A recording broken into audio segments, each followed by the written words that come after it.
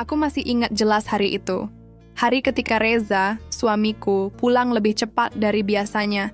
Bukan dengan senyum, bukan dengan pelukan seperti dulu, tapi dengan wajah datar dan suara dingin. Besok, aku sudah siapkan surat cerai. Tanda tangani saja, ucapnya tanpa menatap wajahku.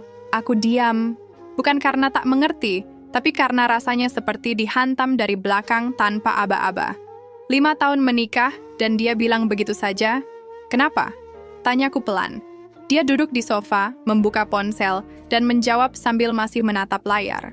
Kita nggak cocok. Aku udah capek. Cocok? Capek? 5 tahun pernikahan hanya diakhiri dengan 2 kata itu? Bukankah dulu dia yang memintaku berhenti kerja, pindah kota, memulai hidup baru bersamanya? Aku ingin marah, tapi yang keluar hanya tawa kecil. Ironis. Kamu udah siapin surat cerai? Tanyaku lagi. Reza akhirnya menatapku. Dingin. Matanya bukan lagi mata yang dulu memintaku menikah dengan penuh cinta. Kali ini, kosong. Ya. Udah waktunya, Del. Hidup kita nggak kemana-mana. Kita stagnan.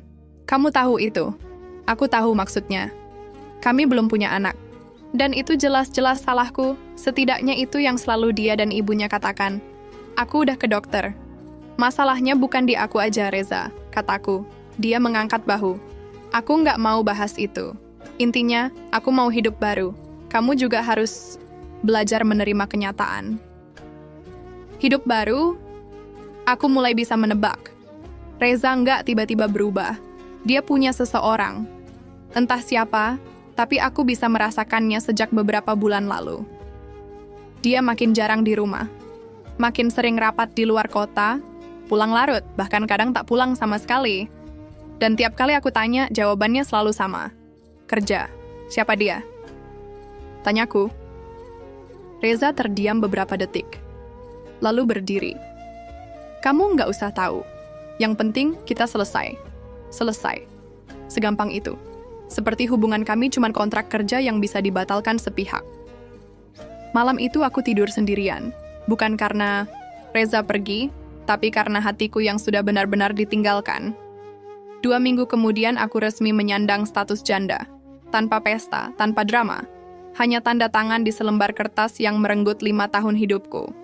Reza pergi dari rumah, meninggalkan semua. Rumah, mobil, bahkan uang tabungan.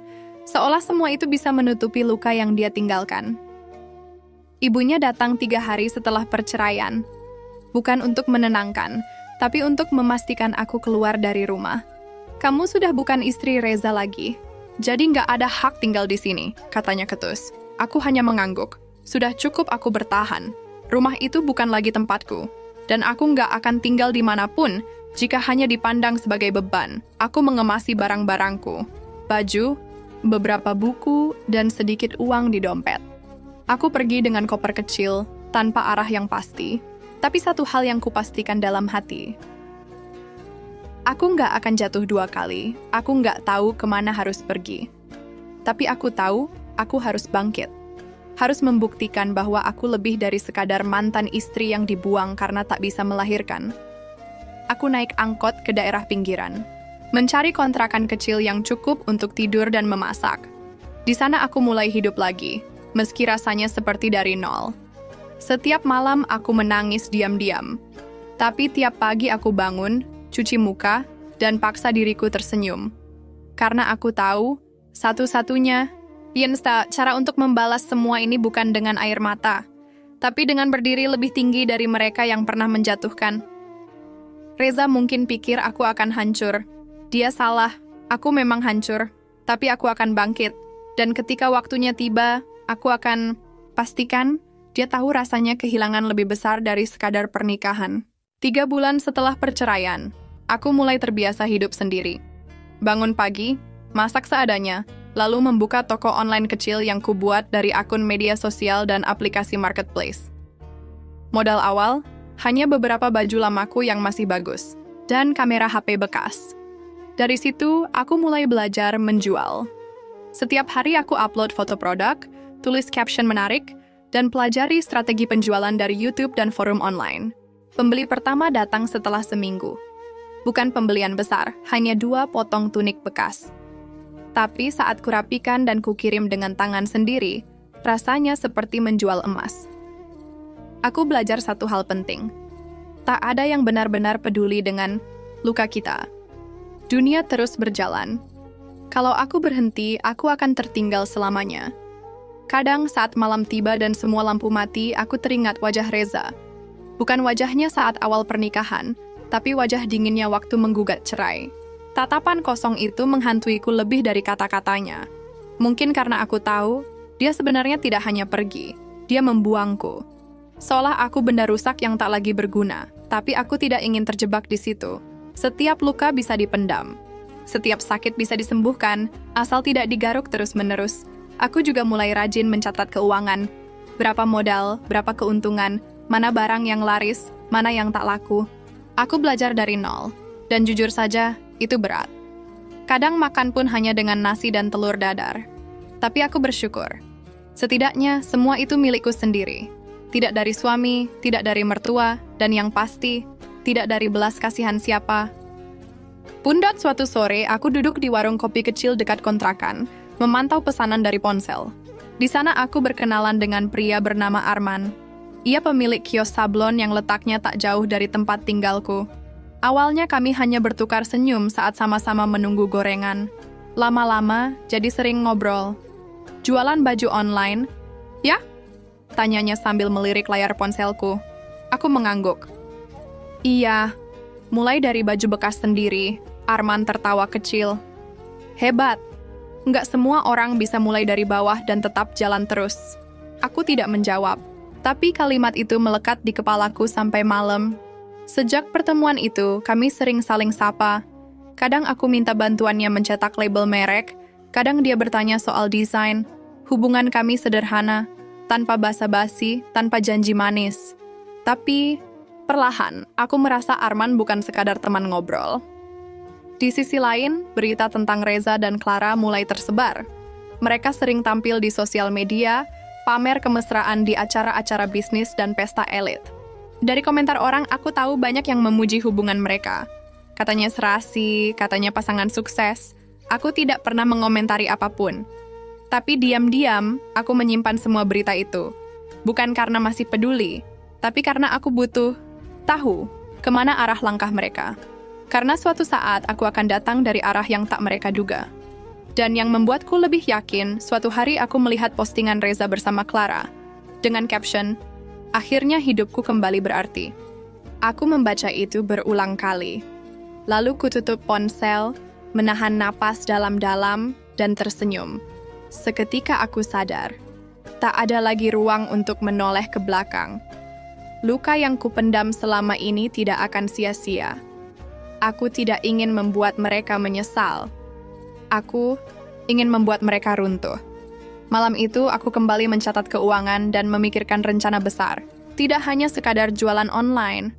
Aku ingin punya merek sendiri, produk sendiri, dan toko sendiri. Arman, entah bagaimana, seperti tahu isi kepalaku. Kalau kamu butuh tempat buat mulai produksi skala kecil, aku punya ruang kosong di belakang. Kios! Mau lihat? Tawarnya saat kami bertemu esok harinya. Aku terdiam beberapa saat. Menimbang. Lalu akhirnya aku menjawab, "Ya, aku mau." Itu bukan hanya awal dari bisnis yang lebih serius. Itu adalah langkah pertama menuju balas dendam yang sudah kupendam terlalu lama. Reza tidak hanya menceraikanku, ia menggugatku. Aku tahu, mungkin terdengar aneh, karena yang biasanya menggugat itu istri yang ditinggalkan. Tapi dia yang melayangkan gugatan, seolah akulah yang bersalah. Di mata hukum, dia hanya ingin mengakhiri pernikahan secara baik-baik karena tidak ada keturunan. Tapi di balik semua itu, aku tahu dia ingin satu hal, cuci tangan. Dia ingin pergi bersih, tanpa beban moral. Dan untuk itu, dia perlu mengubur citraku serendah mungkin. Sidang pertama berjalan singkat. Pengacara Reza menyodorkan surat-surat lengkap, termasuk laporan medis tentang ketidakmampuanku punya anak. Mereka memakai data dari dokter kandungan yang dulu kami datangi bersama, tanpa sepengetahuanku. Betapa murahnya harga kehormatan seorang istri di mata mereka. "Apa Ibu Delia ingin mempertahankan rumah tangga ini?" tanya hakim padaku. Aku menatap Reza yang duduk tegak di seberang. Tak sedikit pun menoleh. Lalu aku jawab pelan, "Tidak, Yang Mulia." Semua orang di ruang sidang seketika hening, termasuk pengacara Reza. Bukan karena jawaban itu mengejutkan, tapi karena aku mengatakannya tanpa ragu sedikit pun. Setelah sidang putusan, aku pulang dengan kepala kosong. Reza tidak menemuiku. Dia pergi begitu saja. Bahkan ucapan terima kasih atau maaf pun tak keluar dari bibirnya. Seperti aku ini cuma urusan administratif yang harus diselesaikan. Yang lebih menyakitkan, 2 minggu setelah itu, Clara resmi diperkenalkan ke publik sebagai calon istri baru Reza. Ia muncul di gala dinner perusahaan Reza, bergandengan tangan, dengan cincin berlian mencolok di jari manis. Aku melihatnya dari layar ponsel. Bukan karena ingin, tapi karena salah satu temanku dari dulu mengirimkan link artikel itu dengan pesan singkat. "Lo kuat banget, Del, gila." Aku balas, "Gue nggak kuat, tapi gue tahan." Malam itu, aku duduk lama di lantai dapur, menghadap dinding kosong. Di tanganku, aku menggenggam satu-satunya barang yang kubawa dari rumah lamaku. Buku catatan kecil, hadiah dari Reza di tahun pertama pernikahan. Ada tulisannya di halaman pertama, "Untuk Delia, yang paling sabar dan kuat. Kamu rumahku." Aku merobek halaman itu. Lipat kecil-kecil, dan aku bakar. Sudah cukup. Satu-satunya hal yang harus kulakukan sekarang adalah menyusun ulang hidupku. Bukan sekadar untuk bertahan, tapi untuk menang.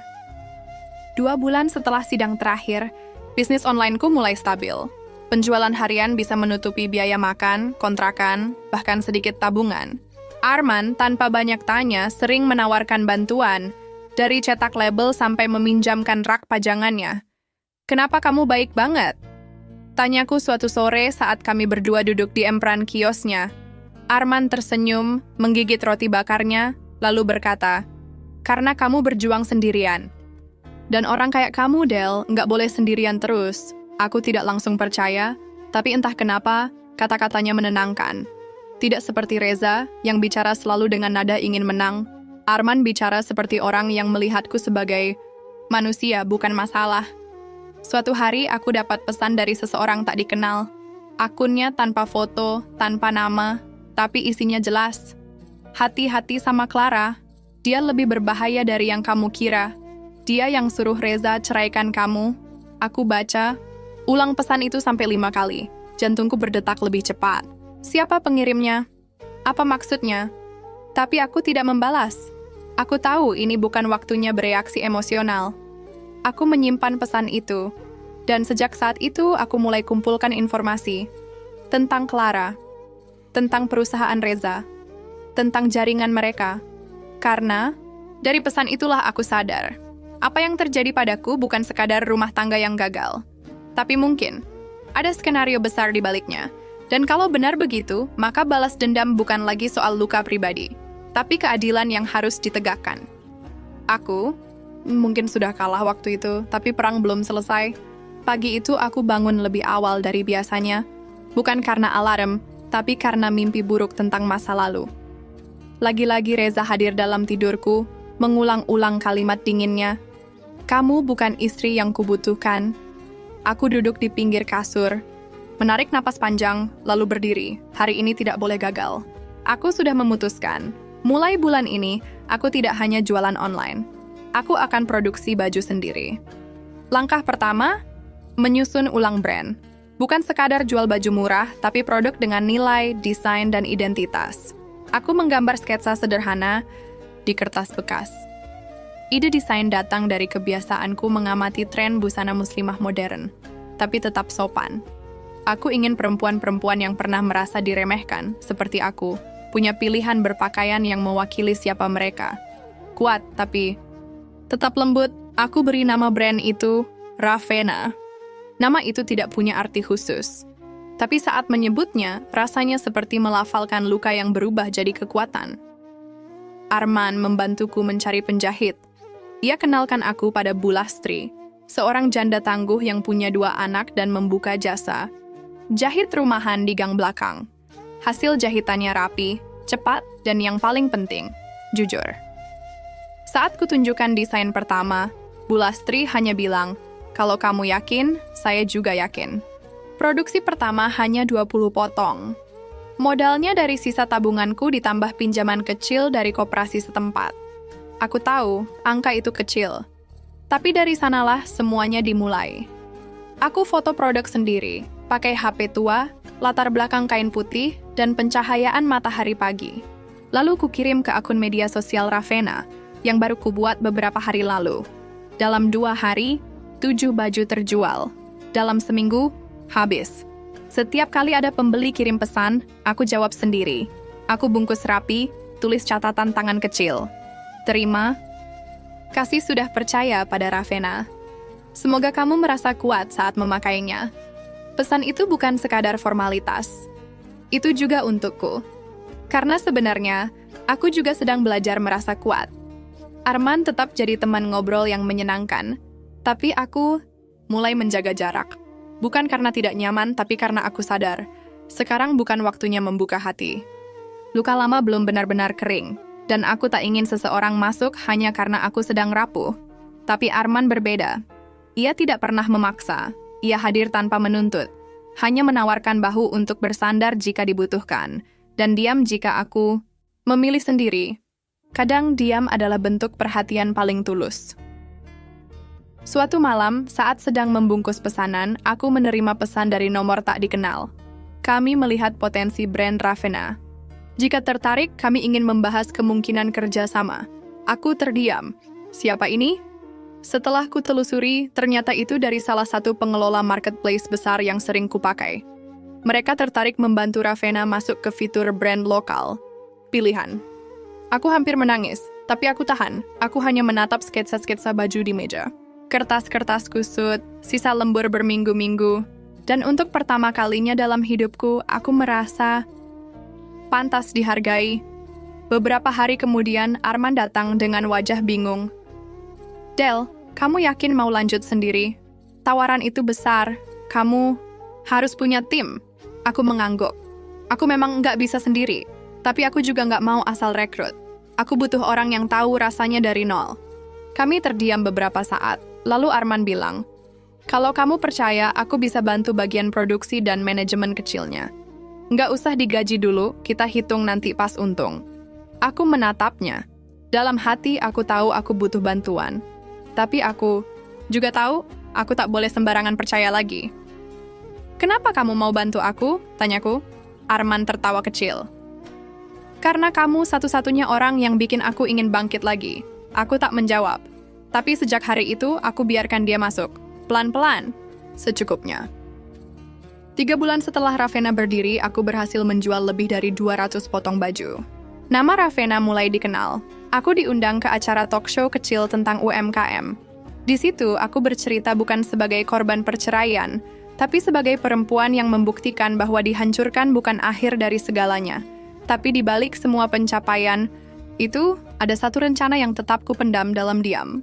Balas dendam, bukan dengan marah, bukan dengan teriak, tapi dengan membuktikan bahwa saat mereka berpikir aku sudah tamat, aku justru baru memulai. Pagi itu semuanya berjalan biasa. Pesanan Ravenna sudah masuk belasan sejak subuh. Bu Lastri mengabari kalau jahitan batch kedua siap dikirim, dan Arman baru saja selesai memasang rak tambahan di ruang penyimpanan kecil di belakang kios. Tapi semua itu berubah dalam 5 detik. Sebuah amplop putih tebal dikirim ke rumah kontrakanku lewat kurir. Tanpa nama pengirim, hanya tertulis, Delia Ramadhani.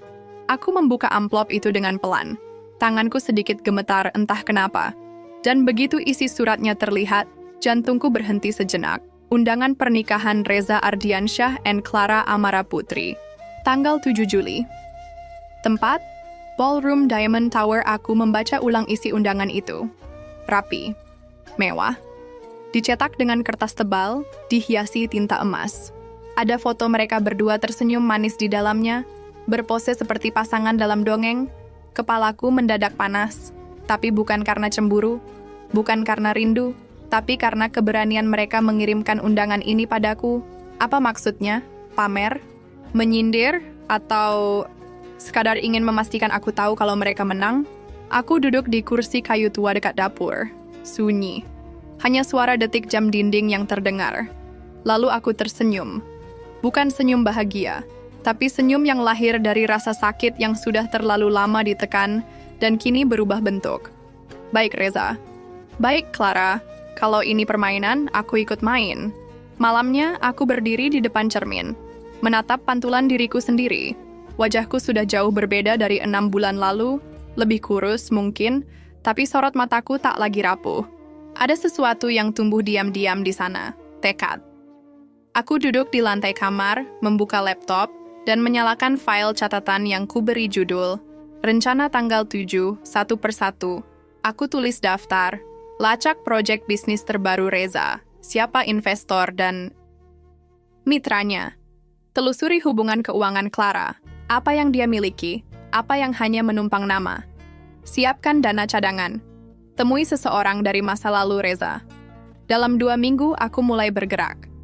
Pertama, aku menghubungi temanku semasa kuliah, Indra, yang kini bekerja di salah satu perusahaan konsultan pajak. Kami bertemu di sebuah kafe.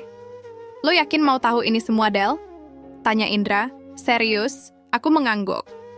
Kalau perlu, gue bayar. Indra tertawa singkat. Tenang, buat lo, gratis. Gue juga kesel lihat berita mereka kemarin. Geli banget ngaku pasangan, inspiratif. Dia menunjukkan beberapa data. Reza ternyata sedang mengembangkan proyek real estate di Bandung lewat perusahaan baru. Tapi status legalnya belum sepenuhnya kuat.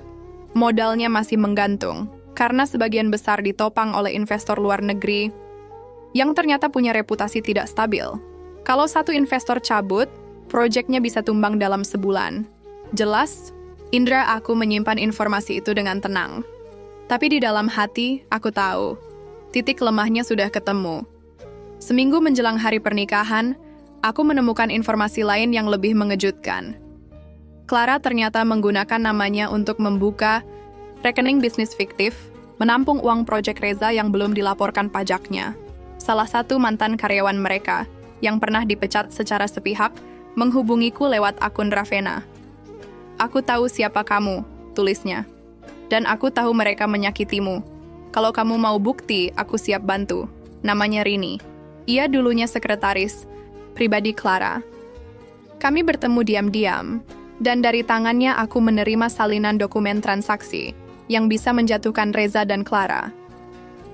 Dalam satu malam, aku hanya berkata, terima kasih, sisanya biar aku yang selesaikan.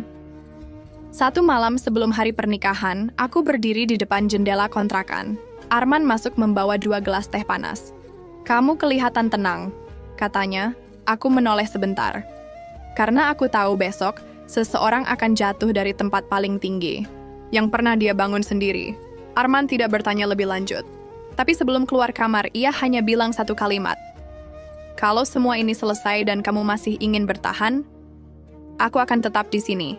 Aku menatap punggungnya yang menjauh. Dan untuk pertama kalinya setelah sekian lama, aku merasa tidak benar-benar sendiri.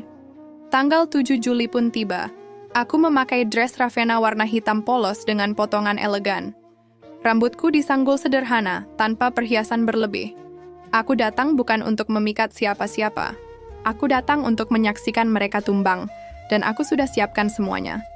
Di tanganku ada satu flash disk kecil berisi dokumen rahasia yang siap kukirim ke 2 tempat sekaligus, kantor pajak dan salah satu media nasional. Tinggal satu tombol, dan semuanya akan dimulai. Ballroom Diamond Tower dipenuhi tamu undangan yang berdandan mewah. Lampu kristal menggantung di langit-langit. Karpet merah digelar dari pintu masuk hingga ke pelaminan. Musik lembut mengalun. Semua orang tersenyum, membicarakan betapa serasinya. Reza dan Clara, aku berdiri di sudut ruangan, tak jauh dari meja catering. Wajahku tertutup riasan natural, dan dress hitam Ravena yang kupakai membuatku tak terlalu menonjol, tapi cukup anggun untuk tak dipertanyakan keberadaannya. Tak ada yang tahu siapa aku, dan tak ada yang tahu bahwa malam ini, panggung mewah ini, akan berubah menjadi tempat kehancuran. Pengantin muncul tepat pukul 7 malam. Clara berjalan anggun dengan gaun putih mengilap, menggandeng Reza yang memakai setelan abu-abu kebiruan. Senyum mereka lebar, dibuat-buat. Aku hanya diam sambil memegang ponsel. 1 menit sebelum mereka naik ke pelaminan, aku menekan tombol kirim di email yang sudah kusiapkan sejak semalam. 1 file ke kantor pajak, 1 file ke redaksi media nasional. Subjek: pernikahan mewah, bisnis busuk, investigasi proyek bodong Reza Ardiansyah isinya, bukti pencucian uang, pelanggaran pajak, rekening palsu atas nama Clara, dan laporan fiktif yang digunakan untuk meyakinkan investor. Semuanya disusun rapi olehku dan Rini, mantan sekretaris yang tahu semua celah sistem mereka. Aku mengangkat kepala. Reza dan Clara kini berdiri di pelaminan, menerima ucapan selamat dari para tamu. Tepuk tangan mengisi ruangan. Kamera di mana-mana. Live di media sosial. Semua terlihat sempurna. Sampai seseorang dari luar ballroom berlari masuk. "Permisi, mana Bapak Reza Ardiansyah?" Suara itu datang dari pria berbadan kekar, berpakaian seperti petugas investigasi. "Ada urusan penting dari Direktorat Jenderal Pajak dan tim investigasi perbankan," katanya tegas. Suasana mendadak sunyi. Semua kepala menoleh. Reza terlihat bingung. Clara mulai pucat. Aku menyaksikan semuanya dari kejauhan. "Tenang." Petugas itu mendekat, menyerahkan berkas resmi, dan berkata, "Kami punya surat pemanggilan untuk klarifikasi aliran dana dan laporan fiktif atas nama perusahaan Anda." Clara menoleh cepat ke Reza. "Kamu bilang semua aman?" "Aman! Ini pasti salah," Reza membentak. Tapi sorot kamera sudah merekam semuanya. Para tamu mulai membisikkan hal-hal tak mengenakan. Beberapa influencer yang hadir langsung siaran langsung, membagikan berita aneh ini ke ribuan penonton. Seperti domino, kabar itu menyebar.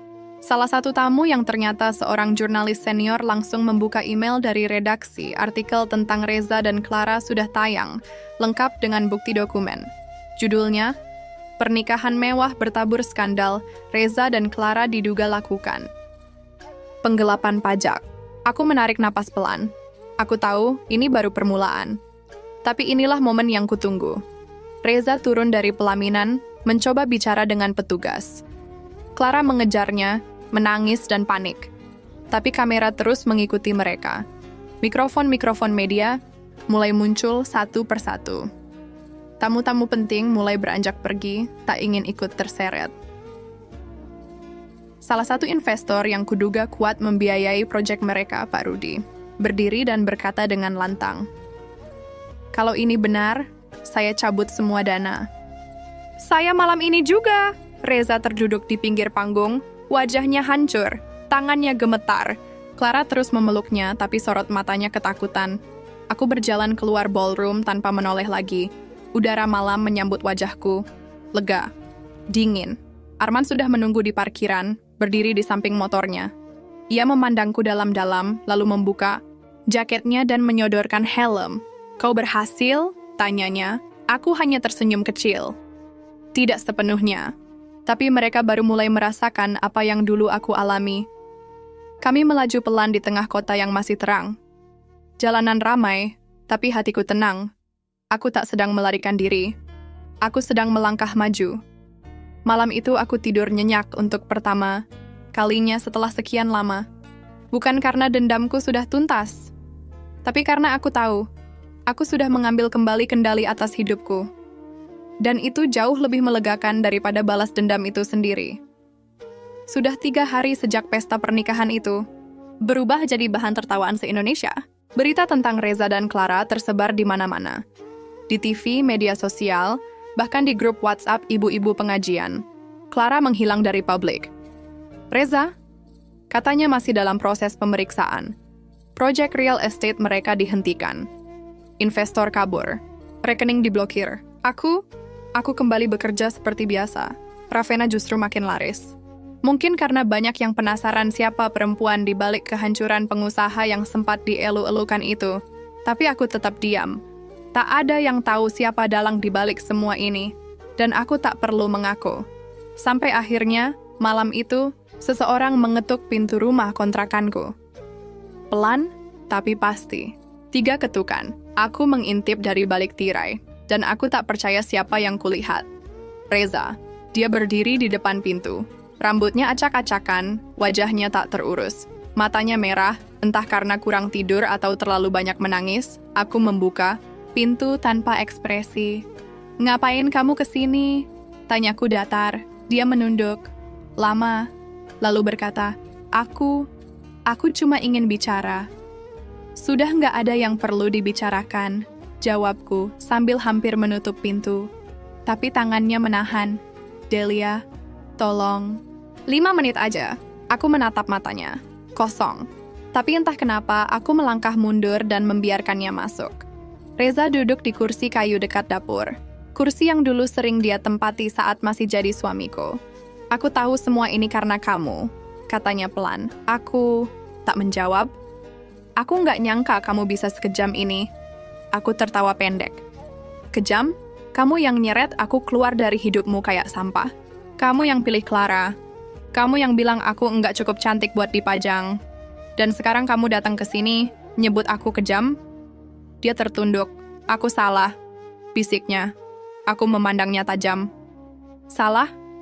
Kamu bukan cuma salah, Zah. Kamu buang orang yang setia sama kamu. Demi perempuan yang cuma peduli status. Kamu anggap aku beban. Tapi lihat sekarang, siapa yang bertahan waktu kamu jatuh? Clara? Dia bahkan ngilang setelah pesta itu. Reza mengusap wajahnya. Dia udah pergi ke luar negeri, katanya. Katanya dia nggak mau ikut tenggelam. Semua aset atas nama dia. Del. Aku sekarang nggak punya apa-apa. Aku menarik napas panjang. Apa kamu kesini buat nyalahin aku atau minta dikasihani? Dia diam. Lalu berkata dengan suara lirih, aku minta maaf. Beneran, aku nyesel.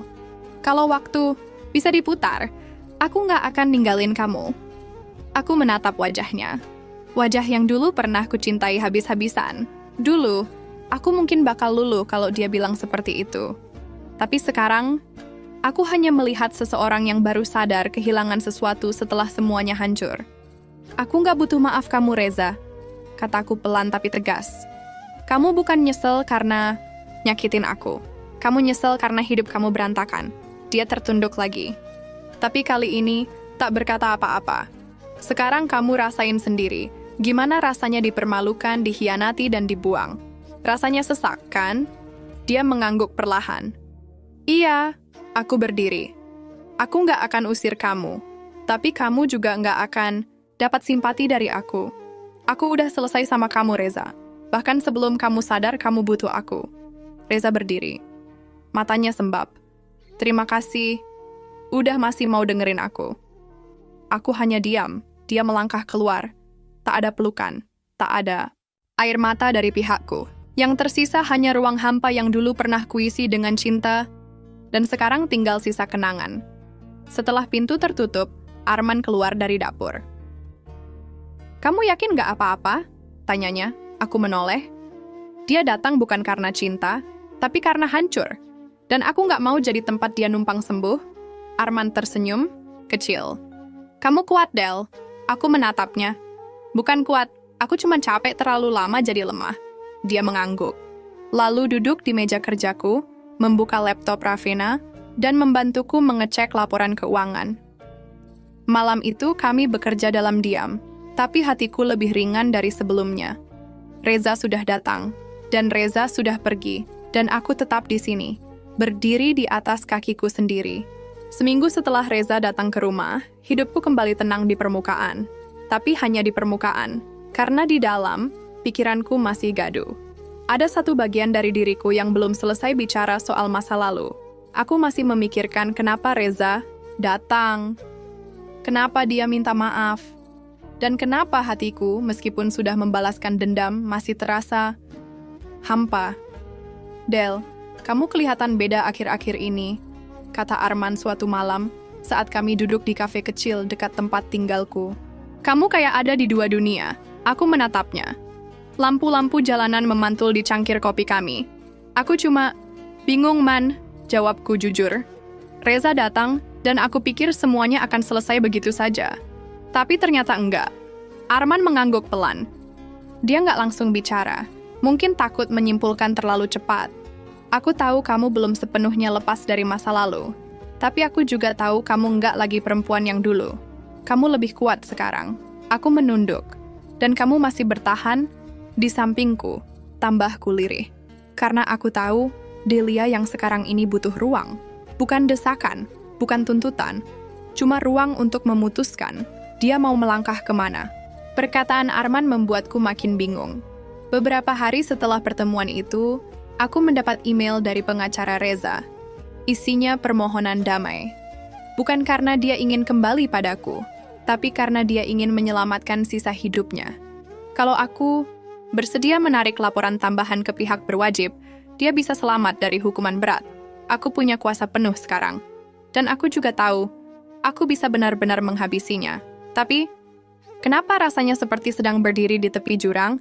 Malam itu aku duduk di balkon rumah kontrakan. Angin berhembus pelan.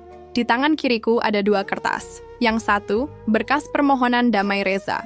Yang lain, laporan terakhir yang bisa membuatnya dijatuhi tuntutan pidana berat. Aku menatap langit. Dulu, aku ingin Reza jatuh. Aku ingin dia merasa apa yang aku rasakan saat dibuang. Tapi setelah semuanya terjadi, aku sadar satu hal. Dendam itu gak bikin hidupku lebih utuh. Justru membuatku terus terikat pada dia. Tiba-tiba Arman muncul dari balik pintu balkon. Dia gak bicara apa-apa. Hanya duduk di sampingku, menatap ke depan. Aku gak tahu harus milih yang mana, kataku. Kalau kamu pikir menjatuhkan dia sepenuhnya, bisa menyembuhkanmu, lakukan. Tapi kalau kamu cuma ingin dia tahu rasanya kehilangan, mungkin dia sudah cukup menderita. Aku diam. Aku gak akan bilang maafkan dia, Del. Tapi kadang, melepaskan bukan soal dia layak atau enggak, tapi soal kamu pantas bahagia tanpa terus menatap ke belakang. Lalu dia berdiri, masuk ke dalam rumah tanpa menunggu jawaban. Pagi harinya, aku pergi ke kantor pengacara Reza. Aku datang sendiri, tanpa Arman, tanpa siapa-siapa. Delia, keputusan ini akan menentukan masa depan klien saya, kata pengacara Reza. Aku menatapnya datar. Aku akan cabut laporan tambahan, jawabku tenang. Tapi bukan karena aku memaafkan dia. Ini murni karena aku tidak ingin menghabiskan hidupku hanya untuk menghancurkan orang lain. Pengacara itu mengangguk pelan. Aku berdiri. Tolong sampaikan ke Reza, hidup ini adil. Hanya butuh waktu untuk membuktikannya. Aku keluar dari ruangan itu dengan langkah ringan. Untuk pertama kalinya, aku merasa bebas. Bukan karena aku menang, tapi karena aku memilih untuk berhenti menyimpan racun di hatiku. Malam itu, aku mengirim pesan singkat ke Arman.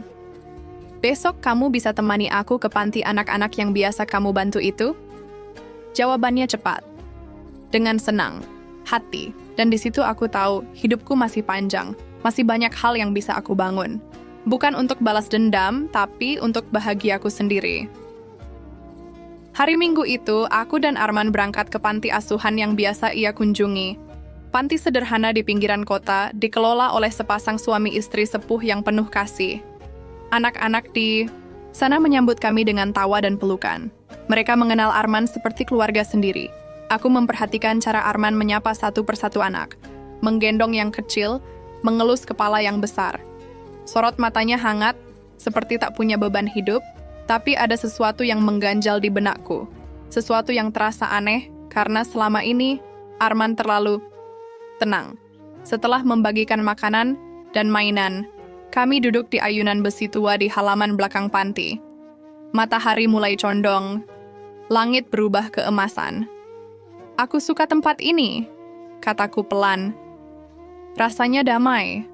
Arman hanya tersenyum kecil. Lalu dia menatap ke arah anak-anak yang sedang bermain. Mereka bukan sekadar anak-anak buatku, katanya tiba-tiba. Aku menoleh. Mereka mengingatkanku pada seseorang, lanjutnya. Adik kandungku, namanya Raka. Aku tak pernah mendengar cerita ini sebelumnya. Waktu kecil, kami tinggal di rumah sempit di gang kecil. Ayah kami kasar, pemabuk, pemukul. Ibu sudah lama pergi. Aku anak pertama, Raka 5 tahun di bawahku. Suara Arman mulai pelan. Satu malam ayah pulang mabuk berat. Aku dan Raka sembunyi di bawah ranjang, seperti biasa. Tapi malam itu berbeda. Ayah mengamuk. Dia cari kami. Aku lari keluar, minta tolong tetangga. Saat kembali, rumah kami sudah kebakaran. Raka nggak sempat keluar. Jantungku tercekat. Aku selalu menyalahkan diriku. Karena aku lari duluan. Karena aku nggak cukup cepat. Sejak itu, Aku hidup dengan rasa bersalah. Aku jadi apapun yang aku bisa, kerja keras mati-matian, biar rasa itu bisa sedikit mereda. Aku menatapnya.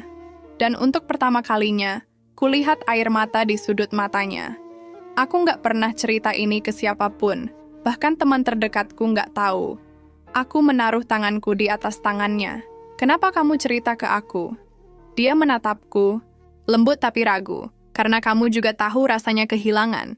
Kamu tahu rasanya ditinggal tanpa sempat bertanya kenapa. Kami diam cukup lama. Suara anak-anak yang tertawa terdengar seperti gema dari dunia yang jauh. Aku pikir kamu yang nggak punya luka, kataku pelan. Semua orang punya luka. Bedanya, ada yang menyembunyikannya, ada yang mengubahnya jadi kekuatan. Aku menarik napas panjang. Rasanya semua yang kupikir tentang Arman selama ini, laki-laki sempurna, kuat, dewasa, retak di depanku. Tapi bukan jadi buruk. Justru membuatnya lebih nyata. Lebih bisa kusentuh sore itu, kami berjalan pulang tanpa banyak kata. Tapi rasanya seperti satu bagian dalam hidup kami saling membuka pintu. Malam harinya aku menatap ponsel cukup lama, sebelum akhirnya memberanikan diri mengirim pesan. Kalau kamu punya luka, aku nggak keberatan jadi tempat kamu bersandar. Beberapa detik kemudian, masuk balasan. Dan kalau kamu lelah jadi kuat, aku siap jadi tempat kamu beristirahat. Aku tersenyum kecil. Mungkin, ini bukan tentang saling menyembuhkan, tapi tentang saling menemani dalam perjalanan penyembuhan itu. Dan mungkin, pelan-pelan, aku mulai jatuh cinta lagi. Sudah 2 bulan sejak aku menghadiri pernikahan Reza dan Clara. Setelah hari itu, aku benar-benar berhenti memikirkan mereka. Tak satu pun kabar yang kuikuti, tak satu pun gosip yang kucari. Aku punya hidup baru, dan aku menikmatinya. Aku dan Arman mulai lebih serius. Dia memperkenalkanku ke keluarganya, dan aku mulai menerima bahwa hidupku tak akan kembali seperti dulu. Dan itu bukan hal buruk. Butik Ravenna pun berkembang cepat. Kami berhasil membuka 2 cabang baru, dan desainku mulai dikenal. Beberapa influencer lokal mulai mengenakan koleksi kami. Rasanya seperti dunia benar-benar sedang berpihak padaku. Sampai suatu siang, saat aku duduk di ruang kerja, sekretarisku masuk dengan wajah panik. Bu Delia, ada seseorang di luar. Katanya ini penting. Dia bawa bayi. Aku mengerutkan kening. Siapa? Perempuan muda. Dia bilang, anak ini milik suami lama ibu. Jantungku berhenti sejenak. Aku keluar dari ruanganku. Di ruang tunggu, berdiri, seorang perempuan sekitar 20 tahunan. Di pangkuannya, seorang bayi laki-laki, mungkin sekitar 8 bulan. Maaf saya Delia, Anda siapa? Tanya aku. Perempuan itu terlihat gugup. Nama saya Yani. Saya mantan babysitter anak ini. Tapi, bukan itu yang penting. Ini anak Reza. Aku terdiam. Anak Reza dan Clara? Tanyaku. Yani menggeleng pelan. Bukan, ini anak Reza dengan saya. Aku menahan napas. Apa? Dia buru-buru mengeluarkan ponsel, memperlihatkan rekaman dan pesan-pesan dari Reza. Beberapa bahkan menunjukkan bahwa hubungan mereka sudah terjadi sejak sebelum pernikahan pertamanya dengan Clara. Aku sudah coba cari dia, tapi dia kabur. Terakhir kali aku dengar, dia bangkrut total, diceraikan Clara dan utangnya makin numpuk. Aku nggak tahu harus kemana. Tapi aku tahu dia pernah menikah sama ibu. Jadi aku pikir, aku mengangkat tangan. Tunggu, jadi kamu datang ke sini? Untuk apa? Dia terisak. Aku nggak mau ninggalin anak ini. Tapi aku juga nggak sanggup. Aku cuma bingung dan takut.